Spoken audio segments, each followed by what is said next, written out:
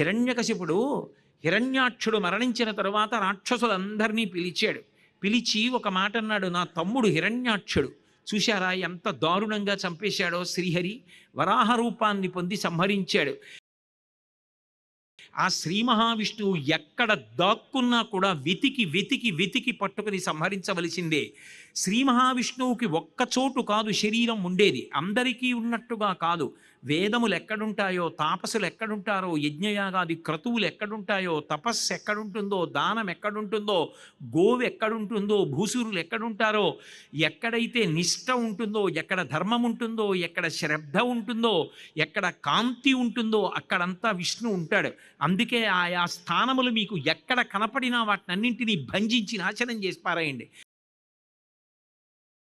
విష్ణువు యొక్క శరీరాన్ని తరిగేస్తే విష్ణువు అంతరించిపోతాడు. కాబట్టి ఇవన్నీ విష్ణు శరీరములు, అంగప్రత్యంగములు, కాబట్టి వీటిని నాశనం చేయండి అన్నాడు. ఈలోగా ఎవరో వచ్చి చెప్పారు, అయా మీ అమ్మగారు దితి, ఆ తర్వాత నీ సోదరుడి యొక్క భార్యలు బిడ్డలు ఏడుస్తున్నారు, ఆ హిరణ్యాక్షుడు మరణించాడని అన్నారు. వాళ్ళ దగ్గరికి వెళ్ళాడు. వాళ్ళని పిలిచి కూర్చోపెట్టి వాళ్ళతో మాట్లాడడం మొదలుపెట్టాడు. నిజంగా హిరణ్యకశిపుడు చేసినటువంటి ప్రసంగం వింటే అబ్బా ఎంత వేదాంతం చెప్పాడు రా అనిపిస్తుంది మనకి. నీరాగార నివిష్ట పంధుల క్రియం సంసార సంచారుల్ ఒత్తురు కూడి విత్తురు సదా సంగంబు లేదొక్కచో సూరుల్పోయుడి త్రోవపోయను భవత్సునుండు తల్లి మహాశూరుండాతడు తద్వియోగమునకున్ శోకింపదీకేటికిన్ అన్నాడు. నీరాగార నివిష్ట పంధుల క్రియం సంసార సంచారుల్ ఒత్తురు కూడి విత్తురు. ఈ సంసార సంచారులున్నారే, భార్య భర్త పిల్లలు, ఆయన ఎక్కడో పుడతాడు, ఎక్కడో పెరుగుతాడు, ఎక్కడో చదువుకుంటాడు, ఎక్కడో ఉద్యోగం చేసుకుంటూ ఉంటాడు, ఈమె ఎక్కడో పుడుతుంది, ఎక్కడో పెరుగుతుంది, ఏదో ఇద్దరికీ పెళ్ళి అవుతుంది, వాళ్ళిద్దరూ కలుస్తారు, మీకన్నా నాకేమి నాకన్నా మీకేమి అంటుంది, ఇద్దరూ కలిపి ఒక్కటైపోతారు, పిల్లలు పుడతారు, ఇదే సంసారం అంటారు. ఆ తర్వాత ఎవరు ముందో ఎవరు వెనకో మళ్ళీ విడిపోయి వెళ్ళిపోతారు. చేసుకున్న ప్రారంధం, చేసుకున్న పుణ్యాన్ని బట్టి పునర్జన్మల్లోకి వెళ్ళిపోతారు. చలివేంద్రం ఉంటుంది, చలివేంద్రం దగ్గరికి తూర్పు నుంచి పశ్చిమానికి, పశ్చిమం నుంచి తూర్పుకి వెళ్ళిపోతున్న బాటసారులు ఇద్దరు కలుసుకుంటారు. ఇద్దరు తలపాగాలు విప్పి అక్కడ కూర్చుని చల్లటి మంచినీళ్లు తాగి, ఏమండి ఇటువైపుకి వెడుతున్నప్పుడు దారి బాగానే ఉందా, దారి దొంగలు లేరు కదా, ఏమీ ఇబ్బందులు లేవు కదా అని అడుగుతారు. ఏమీ లేదండి, ప్రశాంతంగా ఉంది, పుణ్యాత్మలు ఉన్నారు, చక్కగా మీరు ఎక్కడికైనా వెడుతుంటే ఆకలి వేస్తే పెట్టేవాళ్ళు ఉన్నారు, మంచి ఊళ్ళు ఉన్నాయి, రాజులు ధర్మాత్ములు అని ఆయన చెప్పాడు. మీరు ఇటు నుంచి వస్తున్నారు కదా, ఇటువైపు కూడా ఎలా ఉందంటే ఇటువైపు కూడా అలాగే ఉందండి, ధర్మం 4 పాదాలు నడుస్తోంది, సంతోషంగా ఉంది, మీరు హాయిగా వెళ్ళొచ్చు, చీకటి పడ్డా బెంగేం లేదన్నాడు.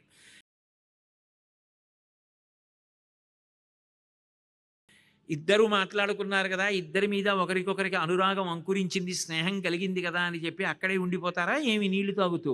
ఎవరి దారిన వాళ్ళు వెళ్ళిపోతారు. సంసార సంచారుల్ ఒత్తురు కూడి విత్తురు. భార్యాభర్తలు కూడా అంతే, కాలంలో వచ్చారు, కొన్నాళ్ళు ఉంటారు, తర్వాత ఎవరి ముందో ఎవరు వెనకో ఎవరి పుణ్యాలని బట్టి వాళ్ళు వెళ్ళిపోతారు.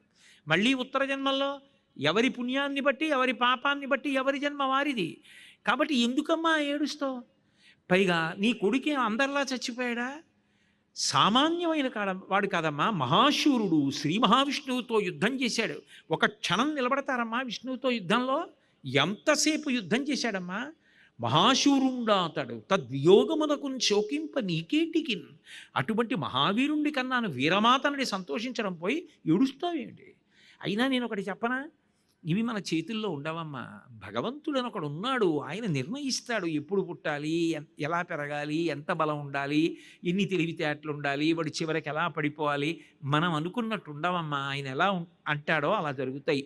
ఎవ్వడు సృజించు ప్రాణుల ఎవ్వడు రక్షించు త్రుంచు ఎవ్వడనంతుండెవ్వడు విభుడెవ్వడు వాడి విధమున మనుచు బెనుచు హేలారతుడై అన్నాడు. ఆయనమ్మ ఈ లోకములన్నింటినీ సృష్టిస్తాడు, నిలబెడతాడు, మహాప్రళయంలో తనలో ఐక్యం చేసుకుంటాడు. ఆయన కన్నా గొప్పవాడు లోకంలో లేడమ్మా. ఆయన ఎలా అనుకుంటాడో అలా జరుగుతుంది. పిచ్చి తల్లి ఎందుకు ఏడుస్తావు? ఏడవవద్దు. మచ్చిక వీరికెల్లా బహుమాత్రము చోద్యము దేహి పుట్టుచున్ చచ్చుచునుండ చూచెదరు తా చావకమానెడు వారి భంగి ఈ చచ్చిన వానికెచ్చెదరు చావున కొల్లక దాగవచ్చునే ఎచ్చట పుట్టెనచ్చటికి పోవుట నైజము ప్రాణికోటికి. ఎంత వేదాంతం చెప్పాడండి వీడు, అసాధ్యం. నిజంగా ఏ వశిష్ఠుడో వ్యాసుడో చెప్పవలసినంత వేదాంతం చెప్పాడు. మచ్చిక వీరికెల్ల బహుమాత్రము చోద్యము, ఇదో ఆశ్చర్యం. ఏమిటో పెద్ద తెలిసిన వాళ్ళలా ఇలా ఏడుస్తూ ఉంటారు. ఏటో చచ్చిపోయాడండి చచ్చిపోయాడండి అని ఏడుస్తారు. ఏటో వీడు చచ్చిపోనట్టు, వీడు చచ్చిపోడు వాడు చచ్చిపోయాడు అన్నట్టు. వీడు వెళ్ళిపోడేంటి? చచ్చిన వానికి చెదరు చావున కొల్లక దాగవచ్చునే. చావకుండా ఎవడైనా ఉండిపోతాడు ఆ లోకంలో? ఎవడైనా వెళ్ళిపోవలసిందే. అది సత్యం. దానికి ఆడవడం ఎందుకు? ఏదో భగవద్గీతలో కృష్ణ పరమాత్మ చెప్పినట్టు చెప్పాడు. చావున కొల్లక దాగవచ్చునే ఎచ్చట పుట్టినచ్చటికి పోవుట నైజమపురని కోటికిన్. ఓ కాకినాడ నుంచి వచ్చాను ప్రవచనానికి, ప్రవచనాలు అయిపోయాక వెళ్ళిపోతాను, ఇక్కడ ఉండిపోతానా? వెళ్ళిపోవద్దు. ఎక్కడి నుంచి వచ్చాను అక్కడికి? కాకినాడ నుంచి వచ్చిన వాడిని కాకినాడే వెళ్ళిపోతే మా అమ్మ కడుపులోకి ఎక్కడి నుంచో వచ్చాను. కాతే కాంతా కస్తే పుత్ర సంసారో యమతీవ విచిత్ర కశ్యత్వం కకుతయాయాత తత్వం చింతియ తదియభ్రాత అంటారు శంకర్లు. ఇల్లు కట్టుకున్న తర్వాత గృహప్రవేశం చేసినట్టు మా అమ్మ కడుపులో ఈ శరీరం ఏర్పడిన తర్వాత ఎక్కడి నుంచి వచ్చాను? ఆ కటిక చీకట్లో ఆ శరీరంలోకి ప్రవేశించి బయటికి వచ్చాను. ఓ పరమేశ్వరుడు అనుగ్రహించినంత కాలం ఇందులో ఉంటాను. ఆ తర్వాత మళ్ళీ ఇది పడిపోయిన తర్వాత ఈ గూట్లోంచి వెళ్ళిపోవద్దు.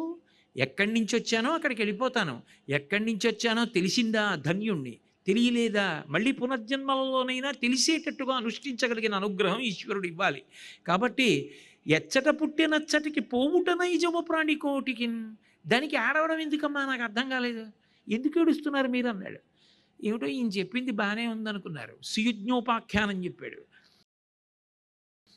ఎంత వేదాంతం చెప్పాడు. నిజం కదా, ఏడవకూడదు కదా. అంతటి భవత్సూనుండు తల్లి మహాశూరుండా అతడు తద్వియోగములకు శోకింప నీకేటికి. ఏడవకూడదమ్మా అన్నాడు.